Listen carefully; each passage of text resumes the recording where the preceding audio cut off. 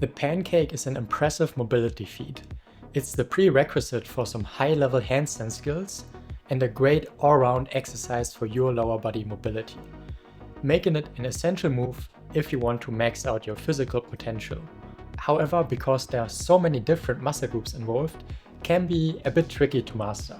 So in this video, we take a look at the different progressions and exercises that you can do to unlock the pancake.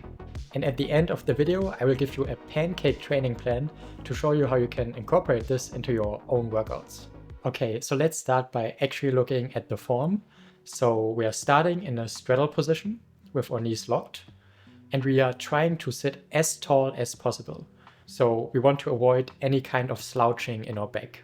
And then we hinge forward from our hips. And by that, we are primarily targeting our inner thighs and hamstrings. And to do this effectively, you need to actively engage your quads and hip flexors to pull your torso down. And the key cues are to think about reaching your belly button to the floor and keeping your chest up. This engages your erector spinae to keep the spine straight. If you round your back, you lose that active tension in the hips, which stops you from stretching the right muscles. And over a longer time, this could also lead to some lower back issues. So keep in mind, you should always try to straighten your spine during your pancakes. Now that we've covered the form, we can take a look at some supplementary exercises that we can do and that will help us along the way to unlock the pancake. We can start out by doing an exercise called Good Mornings. This is an exercise that basically trains our hamstring flexibility. And here we start in a standing position and then we hinge from our hips and bring our upper body closer to the ground. And again, we want to keep our spine straight to stretch the right muscles. There are also some variations that we can do. For example, we can perform single leg good mornings. This will put more emphasis on one leg at a time. Or we can do straddled good mornings, where we stand in a slightly straddled position, and this will already mimic the position of the pancake a bit more. Another exercise that we can do to isolate our hamstrings are single hamstring towel stretches. So here we're basically lying down, extend one leg at a time and use a towel to pull that leg towards us. And if you're doing that, you should already feel quite a big of a stretch in your hamstrings. And if you've seen my last video on flexibility, you know that I'm a big fan of isometric exercises.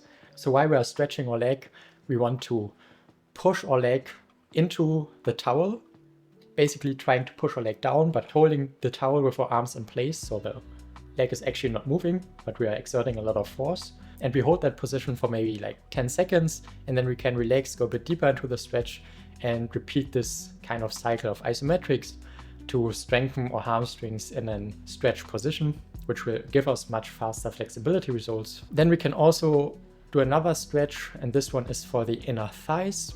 And you've probably seen that one before. This is the butterfly stretch. Here you can sit with your back against the wall, push your hands onto your knees, and gently push your knees down. And here again, we can also do isometrics. So we can actively try with our knees to push our hands back up to kind of train the strength again of our inner thighs. And another really great strengthening mobility exercise is the horse stance. And here we are basically angling our feet slightly outwards and go in a very wide stance, and then we drop down with our hips. You should feel quite the stretch in your inner thighs here. Then we hold it here for maybe 30 seconds, then we can relax a bit and repeat. We can also make it a bit more difficult if we go even wider apart with our legs. And then for the last supplementary exercise, we are doing straddle leg lifts. So we are sitting in a straddle and try to lift one leg at a time while keeping our hands on the floor. This will help us develop active compression, and it will strengthen our quads and hip flexors. And this can help us later on to actively pull ourselves into the pancake stretch. Okay, now we've seen some supplementary exercise that we can do. So let's take a look at how we can actually practice the pancake stretch itself. And for this, we basically have 3 progression levels. Because for the exercise that we are going to do later on, we want to be able to maintain a straight back in our pancake position. And if you're sitting on the floor and you're just starting out, you probably can't really move much with a straight back, so these exercises would be a bit pointless. And that's why we have different progression levels that you can use to still do the exercise correctly. And the easiest progression would be a deep standing straddle.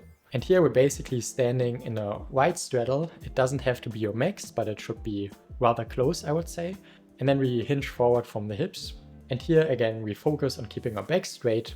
And basically we're having gravity assisting us with pulling our torso down. And this is the easiest way to stretch the muscles in the pancake without having the floor blocking you actually.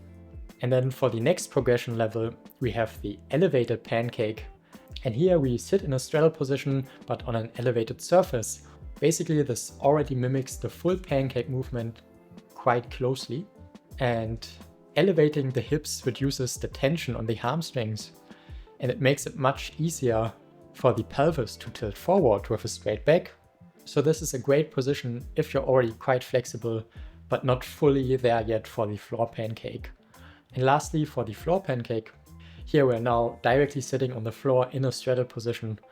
And I would say the requirement to actually proceed to these levels is that you should be able to maintain a 45-degree hinge from your hips with a perfectly flat back before prioritizing to go lower. If you can't sit in this position yet, you should return to level 2 and build more active flexibility and active mobility strength. So now we've seen the different pancake progressions that we can use to assist us during the pancake stretching. Let's talk about what we actually want to do to basically train our pancakes. And personally, before stretching the pancake, I like to do some stretches for the surrounding muscles. Because I noticed that if I do that, I'm able to go much deeper into a pancake right from the start. And to do this exercise, I like to reach for one foot at one point, basically trying to get my torso down to my leg. If you can't reach your foot yet, it's fine, but it's good if you can feel like a stretch in one leg at a time. And then we also do a side bend variation. We are not putting our torso on our leg, but we are basically bending over to the side. And also we are trying to reach our foot here, but it's fine if you're not there yet. As long as you feel a stretch, it's already effective enough. Okay, finally we can do some stretches for the pancake itself. And as I already mentioned, I'm a big fan of active mobility and strengthening for faster flexibility progress. So this is what we do. We perform several reps of actively lowering ourselves down into the pancake position as far as you can do it for right now. And then at the bottom, we are holding it isometrically for 10 seconds before coming back up.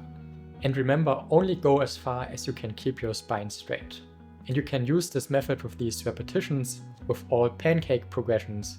So we can do them in the wide straddle stance, we can do them in the elevated pancake, and we can do them of course in the normal pancake. And by doing this, we build the strength to actively access our mobility, which leads to the best long-term results. And we have also some variations that we can do to make it a bit more difficult. And one would just be to straighten out your arms above your head and then lower yourself down. This will just have a higher leverage, making it a bit more difficult to hold. Or you could even make it more difficult by holding onto some weight during the movement. Or if you have access to some weight plates in the gym, maybe you can also put them on your back and do these lifting repetition with isometric holds weighted. And over time you will get stronger in that position and also more flexible, making it easier to reach the ground with a straight back. And as I mentioned in the intro, we can take all the exercise that we talked about and make a training plan for ourselves.